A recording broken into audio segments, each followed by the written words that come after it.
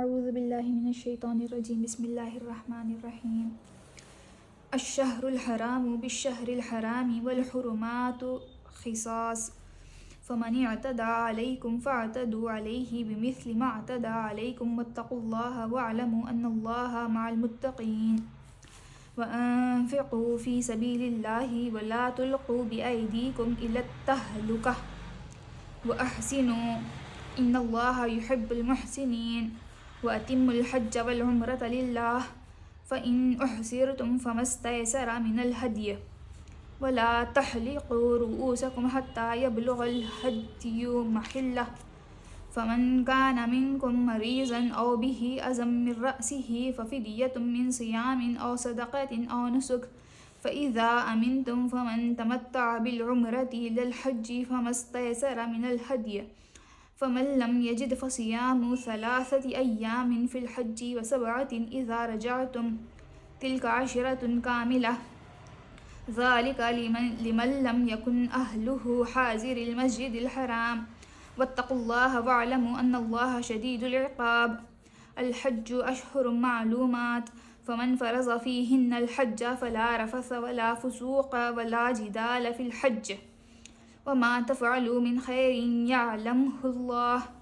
وتزودوا فإن خير الزاد التقوى واتقون يا أولي الألباب۔ ماہ حرام کا بدلہ ماہ حرام ہی ہے اور تمام حرمتوں کا لحاظ برابری کے ساتھ ہوگا، لہٰذا جو تم پر دست درازی کرے تم بھی اسی طرح اس پر دست درازی کرو، البتہ اللہ سے ڈرتے رہو اور یہ جان رکھو کہ اللہ انہی لوگوں کے ساتھ ہے جو اس کی حدود توڑنے سے پرہیز کرتے ہیں۔ اللہ کی راہ میں خرچ کرو اور اپنے ہاتھوں اپنے آپ کو ہلاکت میں نہ ڈالو، احسان کا طریقہ اختیار کرو کہ اللہ محسنوں کو پسند کرتا ہے۔ اللہ کی خوشنودی کے لیے جب حج اور عمرے کی نیت کرو تو اسے پورا کرو، اور اگر کہیں گر جاؤ تو جو قربانی میسر آئے اللہ کی جناب پیش کرو، اور اپنے سر نہ مونڈو جب تک کہ قربانی اپنی جگہ نہ پہنچ جائے، مگر جو شخص مریض ہو یا جس کے سر میں کوئی تکلیف ہو اور اس بنا پر اپنا سر منڈوا لے تو اسے چاہیے کہ فدیے کے طور پر روزے رکھے یا صدقہ دے یا قربانی کرے۔ پھر اگر تمہیں امن نصیب ہو جائے اور تم حج سے پہلے مکے پہنچ جاؤ تو جو شخص تم میں سے حج کا زمانہ آنے تک عمرے کا فائدہ اٹھائے وہ حسب مقدور قربانی دے، اور اگر قربانی میسر نہ ہو تو 3 روزے حج کے زمانے میں اور 7 گھر پہنچ کر اس طرح پورے 10 روزے رکھ لے۔ یہ رعایت ان لوگوں کے لیے ہے جن کے گھر بار مسجد حرام کے قریب نہ ہوں۔ اللہ کے ان احکام کی خلاف ورزی سے بچو اور خوب جان لو کہ اللہ سخت سزا دینے والا ہے۔ حج کے مہینے سب کو معلوم ہیں، جو شخص ان مقرر مہینوں میں حج کی نیت کرے اسے خبردار رہنا چاہیے کہ حج کے دوران میں اس سے کوئی شہوانی فعل، کوئی بدعملی، کوئی لڑائی جھگڑے کی بات سرزد نہ ہو، اور جو نیک کام تم کرو گے وہ اللہ کے علم میں ہوگا۔ سفر حج کے لیے زاد راہ ساتھ لے جاؤ، اور سب سے بہتر زاد راہ پرہیزگاری ہے، پس اے ہوش مندو میری نافرمانی سے پرہیز کرو۔ ماہ حرام کا بدلہ ماہ حرام ہی ہے اور تمام حرمتوں کا لحاظ برابری کے ساتھ ہوگا۔ اہل عرب میں حضرت ابراہیم علیہ السلام کے وقت سے یہ قاعدہ چلا رہا تھا کہ ذی قعدہ، ذی الحجہ اور محرم کے 3 مہینے حج کے لیے مختص اور رجب کا مہینہ عمرے کے لیے خاص کیا گیا تھا، اور ان 4 مہینوں میں جنگ اور قتل و غارت گری ممنوع تھی تاکہ زائرین کعبہ امن و امان کے ساتھ خدا کے گھر تک جائیں اور اپنے گھروں کو واپس ہو سکیں۔ اس بنا پر ان مہینوں کو حرام مہینے کہا جاتا تھا، یعنی حرمت والے مہینے۔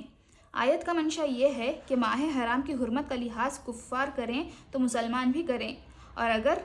وہ اس حرمت کو نظر انداز کر کے کسی حرام مہینے میں مسلمانوں پر دست درازی کرے گزریں تو پھر مسلمان بھی ماہ حرام میں بدلہ لینے کے مجاز ہیں۔ اس اجازت کی ضرورت خاص طور پر اس وجہ سے پیش آ گئی تھی کہ اہل عرب نے جنگ و جدل کے لوٹ مار کی خاطر نسی کا قاعدہ بنا رکھا تھا، جس کی روح سے وہ اگر کسی کے انتقام لینے کے لیے یا غارت گری کرنے کے لیے جنگ چھیڑنا چاہتے تھے تو کسی حرام مہینے میں اس پر چھاپا مار دیتے تھے، اور پھر اس مہینے کی جگہ دوسرے حلال مہینے کو حرام کر کے گویا اس حرمت کا بدلہ پورا کر دیتے تھے۔ اس بنا پر مسلمانوں کے سامنے یہ سوال پیدا ہوا کہ اگر کفار اپنے نسی کے ہیلے کو کام میں لا کر کسی حرام مہینے میں جنگی کارروائی کر بیٹھیں تو اس صورت میں کیا کیا جائے؟ اسی سوال کا جواب اس آیت میں دیا گیا ہے۔ اللہ کی راہ میں خرچ کرو اور اپنے ہاتھوں اپنے آپ کو ہلاکت میں نہ ڈالو۔ اللہ کی راہ میں خرچ کرنے سے مراد اللہ کے دین کو قائم کرنے کی سعی و جہد میں مالی قربانیاں کرنا ہے۔ آیت کا مطلب یہ ہے کہ اگر تم خدا کے دین کو سربلند کرنے کے لیے اپنا مال خرچ نہ کرو گے اور اس کے مقابلے میں اپنے ذاتی مفاد کو عزیز رکھو گے تو یہ تمہارے لیے دنیا میں بھی موجب ہلاکت ہوگا اور آخرت میں بھی۔ دنیا میں تم کفار سے مغلوب اور ذلیل ہو کر رہو گے اور آخرت میں تم سے سخت باز پرس ہوگی۔ احسان کا طریقہ اختیار کرو کہ اللہ محسنوں کو پسند کرتا ہے۔ احسان کا لفظ حسن سے نکلا ہے جس کے معنی کسی کام کو خوبی کے ساتھ کرنے کے ہیں۔ عمل کا ایک درجہ یہ ہے کہ آدمی کے سپرد جو خدمت ہو اسے بس کر دے، اور دوسرا درجہ یہ ہے کہ اسے خوبی کے ساتھ کرے، اپنی پوری قابلیت اور اپنے تمام وسائل اس میں صرف کر دے اور دل و جان سے اس کی تکمیل کی کوشش کرے۔ پہلا درجہ محض طاعت کا درجہ ہے جس کے لیے صرف تقوی اور خوف کافی ہو جاتا ہے، اور دوسرا درجہ احسان کا درجہ ہے جس کے لیے محبت اور گہرا قلبی لگاؤ درکار ہوتا ہے۔ اللہ کی خوشنودی کے لیے جب حج اور عمرے کی نیت کرو تو اسے پورا کرو، اور اگر کہیں گر جاؤ تو جو قربانی میسر آئے اللہ کی جناب پیش کرو۔ یعنی اگر راستے میں کوئی ایسا سبب پیش آ جائے جس کی وجہ سے آگے جانا غیر ممکن ہو اور مجبوراً رک جانا پڑے تو اونٹ، گائے، بکری میں سے جو جانور بھی میسر ہو اللہ کے لیے قربان کر دو،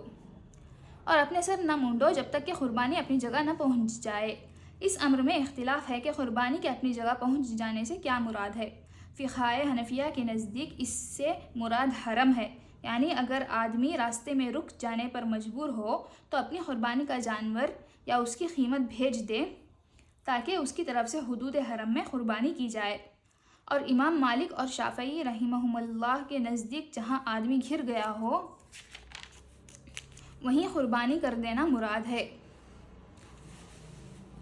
سر مونڈنے سے مراد حجامت ہے، مطلب یہ کہ جب تک قربانی نہ کر لو حجامت نہ کراؤ۔ مگر جو شخص مریض ہو یا جس کے سر میں کوئی تکلیف ہو اور اس بنا پر اپنا سر منڈوا لے تو اسے چاہیے کہ فدیے کے طور پر روزے رکھے یا صدقہ دے یا قربانی کرے۔ حدیث سے معلوم ہوتا ہے کہ نبی صلی اللہ علیہ وسلم نے اس صورت میں 3 دن کے روزے رکھنے یا 6 مسکینوں کو کھانا کھلانے یا کم از کم 1 بکری ذبح کرنے کا حکم دیا ہے۔ پھر اگر تمہیں امن نصیب ہو جائے،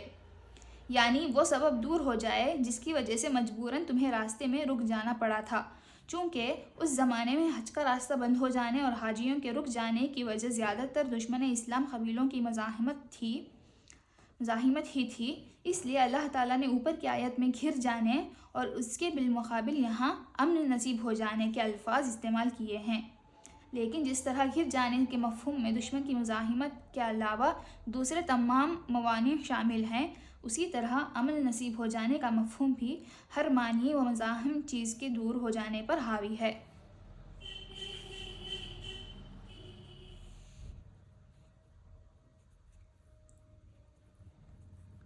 پھر اگر تمہیں امن نصیب ہو جائے اور تم حج سے پہلے مکہ پہنچ جاؤ تو جو شخص تم میں سے حج کا زمانہ آنے تک عمرے کا فائدہ اٹھائے وہ حسب مقدور قربانی دے، اور اگر قربانی میسر نہ ہو تو 3 روزے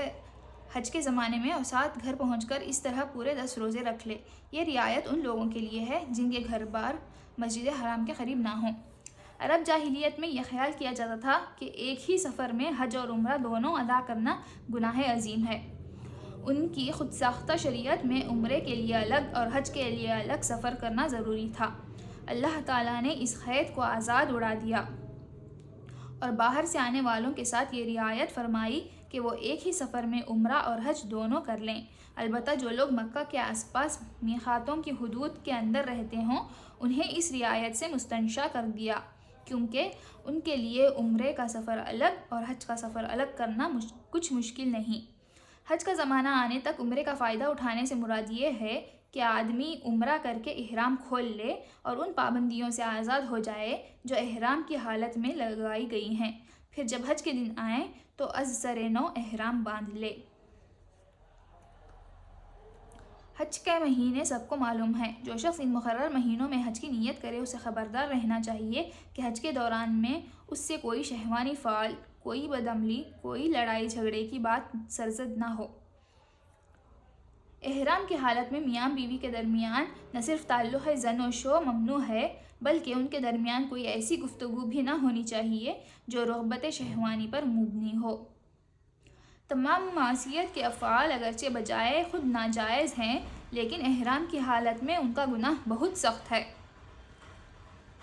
کوئی لڑائی جھگڑے کی بات سرزد نہ ہو، حتیٰ کہ خادم کو ڈانٹنا تک جائز نہیں۔ اور جو نیک کام تم کرو گے وہ اللہ کے علم میں ہوگا۔ سفر حج کے لیے زاد راہ ساتھ لے جاؤ اور سب سے بہتر زاد راہ پرہیزگاری ہے، پس اے ہوش مندو میری نافرمانی سے پرہیز کرو۔ جاہلیت کے زمانے میں حج کے لیے زاد راہ ساتھ لے کر نکلنے کو ایک دنیا دارانہ فعل سمجھا جاتا تھا، اور ایک مذہبی آدمی سے یہ توقع کی جاتی تھی کہ وہ خدا کے گھر کی طرف دنیا کا سامان لیے بغیر جائے گا۔ اس آیت میں ان کے اس غلط خیال کی تردید کی گئی ہے اور انہیں بتایا گیا ہے کہ زاد راہ نہ لینا کوئی خوبی نہیں ہے۔ اصل خوبی خدا کا خوف اور اس کے احکام کی خلاف ورزی سے اجتناب اور زندگی کا پاکیزہ ہونا ہے۔ جو مسافر اپنے اخلاق درست نہیں رکھتا اور خدا سے بے خوف ہو کر برے اعمال کرتا ہے، وہ اگر زاد راہ ساتھ نہ لے کر محض ظاہر میں فقیری کی نمائش کرتا ہے تو اس کا کوئی فائدہ نہیں۔ خدا اور خلق دونوں کی نگاہ میں وہ ذلیل ہوگا اور اپنے اس مذہبی کام میں بھی توہین کرے گا جس کے لیے وہ سفر کر رہا ہے۔ لیکن اگر اس کے دل میں خدا کا خوف ہو اور اس کے اخلاق درست ہوں تو خدا کے ہاں بھی اس کی عزت ہوگی اور خلق بھی اس کا احترام کرے گی، چاہے اس کا توشہ دان کھانے سے بھرا ہوا ہو۔ صدق اللہ العلی العظیم و صدق رسولہ النبی الکریم۔